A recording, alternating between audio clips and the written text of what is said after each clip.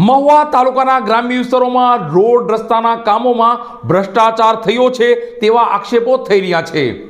ખાટસુરાથી આંગણકા જવાના મુખ્ય માર્ગ તો બન્યો છે, પણ આ માર્ગ પર કપચી અને એકલી ધૂળ જ ઉડી રહી છે।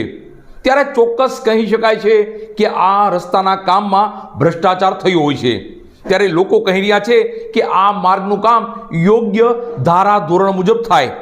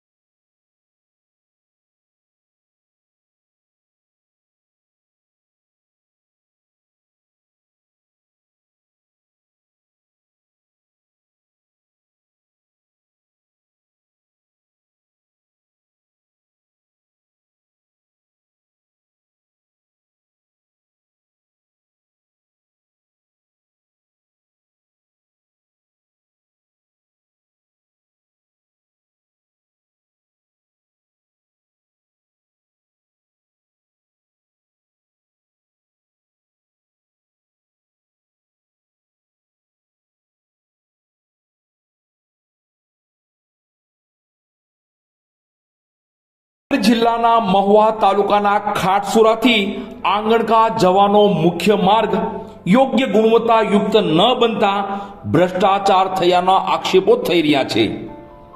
આ બાબતે વિગત જોઈએ તો આ મુખ્ય માર્ગ હજુ બન્યો છે ત્યાં જ કપચી, મેટલ સહિત સરસામાન ઉખડી રહ્યો છે। આ મુખ્ય માર્ગ 8 ગામોને જોડતો હોય લોકોને મુશ્કેલી વેઠવી પડે છે। નેતાઓ વિકાસ થયાનો બફાટ તો કરે છે, પણ આ ખાટસુરાથી આંગણકાના માર્ગ પર વિકાસ ઉખડી રહ્યો છે। આ ભ્રષ્ટાચાર યુક્ત માર્ગમાં કોઈ અધિકારી કોન્ટ્રાક્ટર પર પગલાં ભરાશે કે નહીં તેવી પણ ચર્ચાઓ ચાલી રહી છે।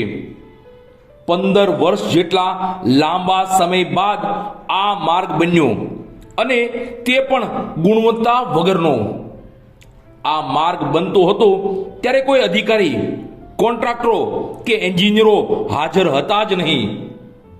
નાની સોડવદરી, મોટી સોડવદરી, ઓથા, લોંગિયા, નાના કુટોડા, દેગવડા, મોણપર અને બગદાણા સહિતના ગામોને જોડતો આ મુખ્ય માર્ગ છે। નાના બાળકો પણ આ માર્ગ પરની કપચી ઉખેડી નાખે તેવો ભ્રષ્ટાચાર યુક્ત અને ખરાબ આ માર્ગ બન્યો છે।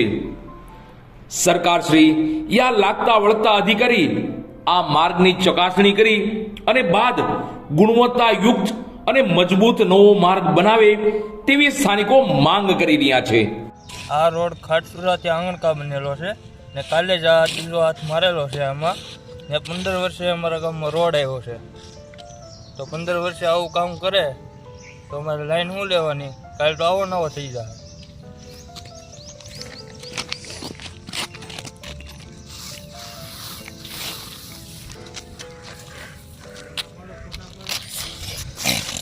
રોડમાં ભાઈ કઈ ડાંબર જેવું છે જ નહીં। આ રોડમાં ડામર જેવું કંઈ છે નહીં, કોરો ભૂકો છે. એમાં કોઈ પણ વાહન હાલે રોડ ઉખડી જાય. આ રોડ હાલે જ નહીં. આ રોડ ન કહેવાય ભાઈ. આ રોડ હાથે હાથે ઉખડી જાય. જો આ રોડ ન હાલે. અને કોણ જવાબદારી લે ભાઈ?